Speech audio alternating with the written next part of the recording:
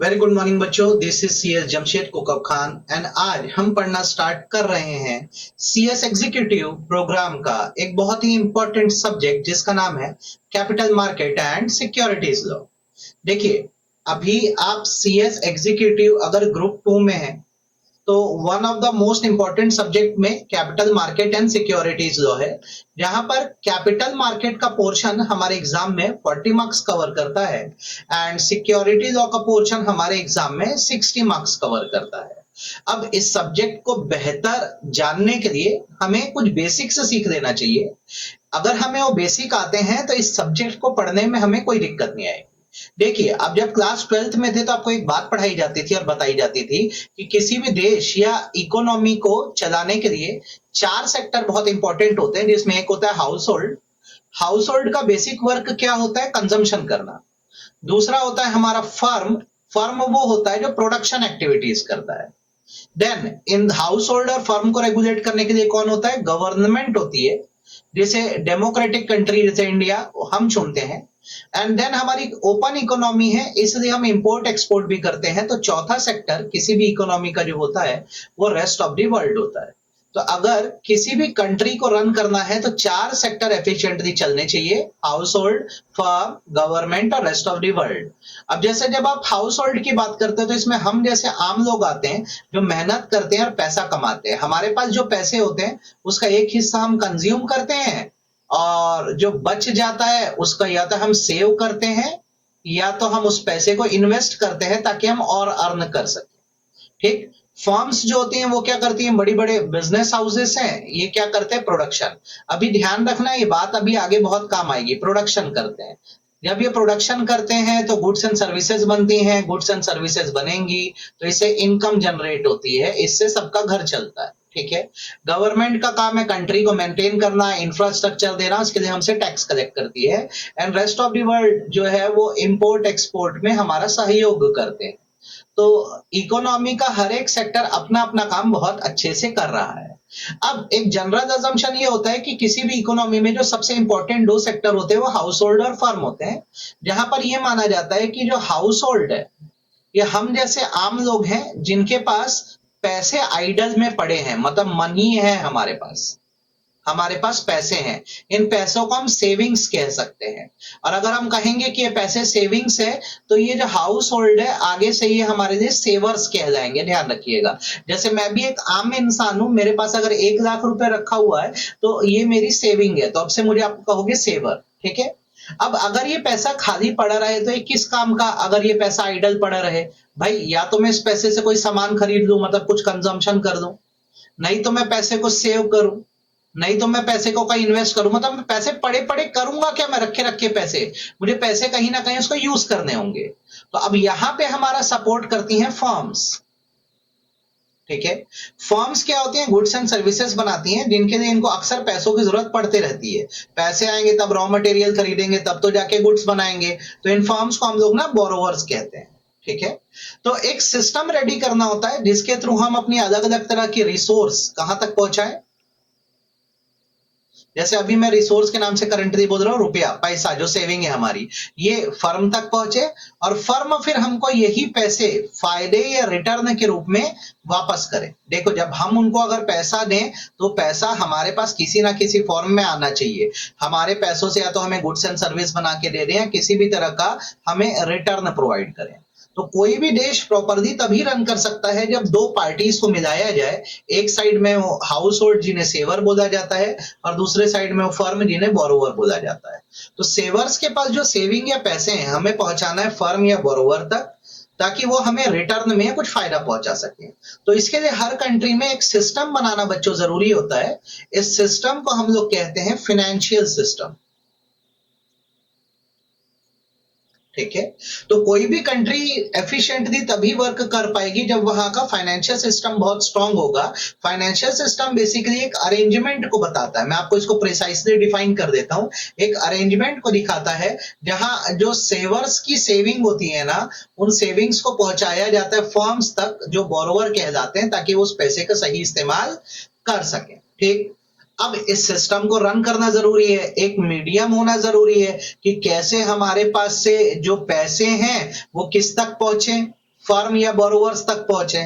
तो इस financial system को चलाने के लिए दूसरा काम हमारे देश में जो किया गया वो ये किया गया कि एक मार्केट क्रिएट किया गया। मार्केट को स्पेसिफिकली मैं कहता हूं financial market. Financial market basically एक प्लेटफॉर्म है जिस प्लेटफॉर्म से हाउस होल्ड और फर्म्स को मिलाया जा रहा है और पैसों का लेन देन करवाया जा रहा है। तो जैसे एक साइड में यहां पर हाउस होल्ड है। अब जैसे कि मैंने बोला इनके पास आइडल फंड्स पड़े हैं या पैसे पड़े हैं, फंड्स हैं इनके पास, सेविंग्स है। दूसरा फर्म है जिनको एक्सपेंशन करने के लिए, बिजनेस रन करने के लिए फंड रिक्वायर्ड है, जरूरत है। तो ये बोरोवर की कैटेगरी में आता है। अब एक मीडियम चाहिए था जहां से पैसे इन फर्म्स तक पहुंचाए जा सके। तो हमने क्रिएट किया फाइनेंशियल मार्केट, जो दो तरह से क्रिएट हुआ। जब एक हाउस होल्ड पर्सन अपनी सेविंग्स को किसी प्लेस पे जाके रखवाता है, ठीक है, गेस करो कौन सी प्लेस पे हम अपने सेव पैसों को रखवाते हैं। तो बट ऑब्वियस है हम कहाँ रखाते हैं, बैंक्स में रखाते हैं या अदर फाइनेंशियल इंस्टीट्यूशंस में रखवाते हैं अपना पैसा। तो जब हम ऐसा करते हैं कि एज अ हाउस होल्ड अपने पैसे को सेविंग के नाम से हम बैंक या फाइनेंशियल इंस्टीट्यूशन के पास रखाते हैं, तो ये बैंक या फाइनेंशियल इंस्टीट्यूशन फाइनेंशियल मार्केट का एक पार्ट क्रिएट करता है जिसे बोला जाता है मनी मार्केट। अब मेरी बात को बहुत अच्छे समझना। अब जैसे बैंक का बचपन से वर्क समझते हैं, बैंक क्या करता है, हमारे पैसों को सेव करवाता है, एज अ डिपॉजिट देता है। और जब ये पैसे बैंक के पास जमा होते हैं तो बैंक इन्हीं पैसों को किस पर दे देता है, लोन पे दे देता है। तो इससे क्रिएट हुआ कौन सा मार्केट, मनी मार्केट। सेकेंडली, कुछ लोग ऐसे भी होते हैं जो सेविंग से ज्यादा इन्वेस्टमेंट में बिलीव करते हैं। इन्वेस्ट करने का मतलब वो अपने पैसे को रिस्की बिजनेस में लगाना चाहते हैं जिससे इनकी ग्रोथ हो।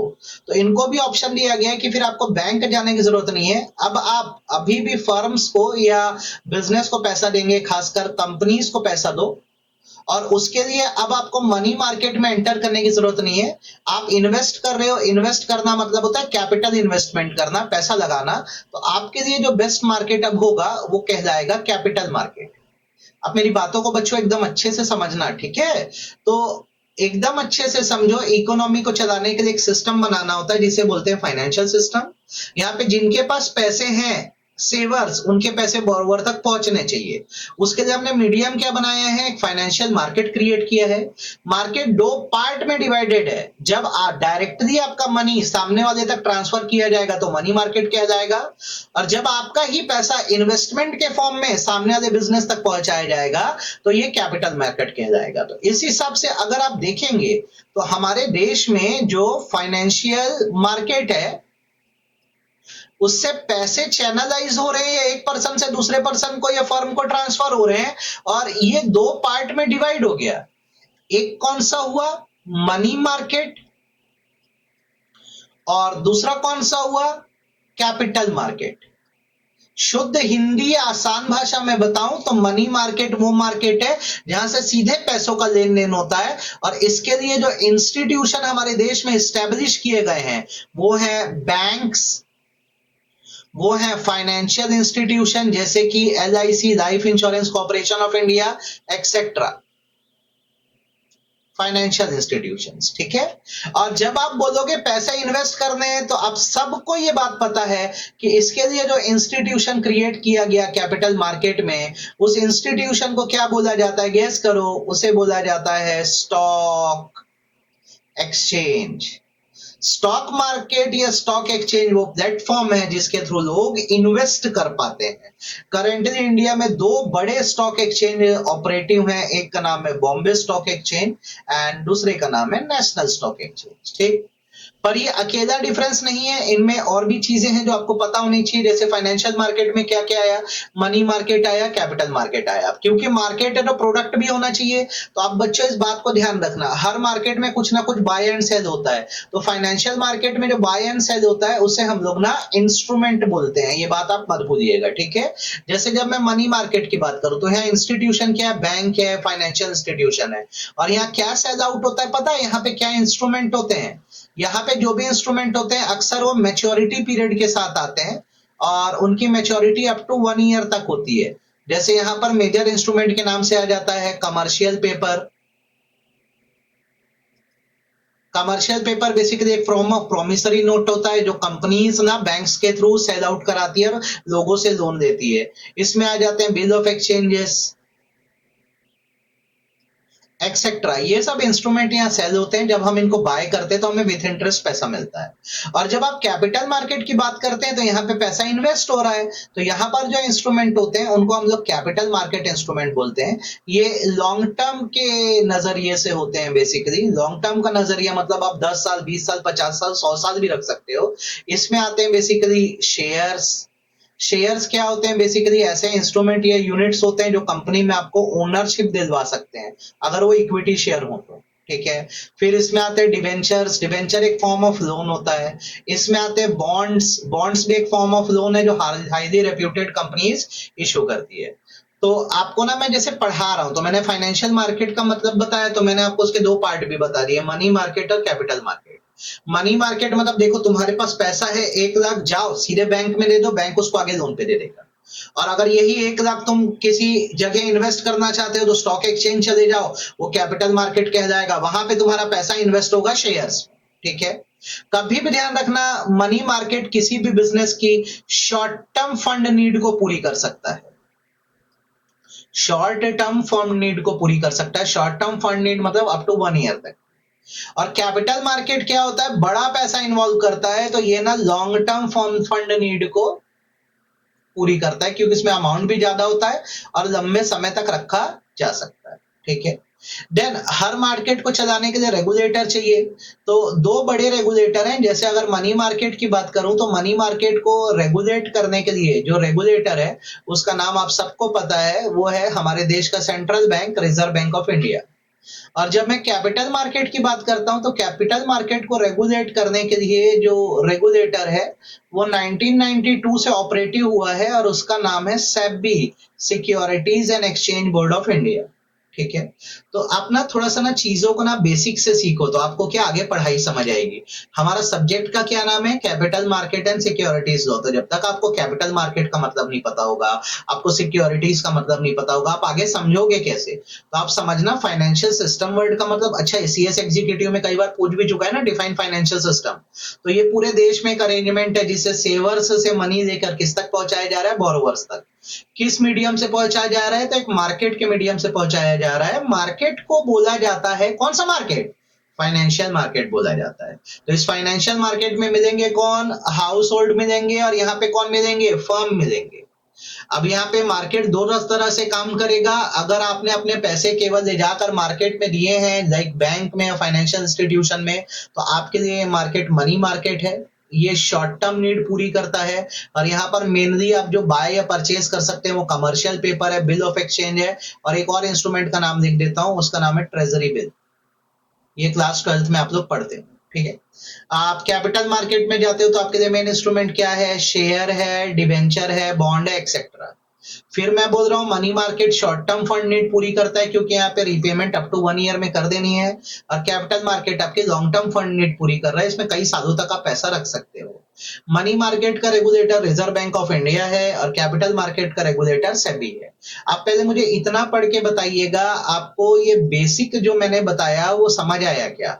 आपके फीडबैक पर मैं नेक्स्ट वीडियो बनाऊंगा। तब तक के लिए thank you, tata, bye bye. आज का लेक्चर इतना ही है, हम जल्द ही नेक्स्ट लेक्चर के साथ मिलते हैं। Thank you.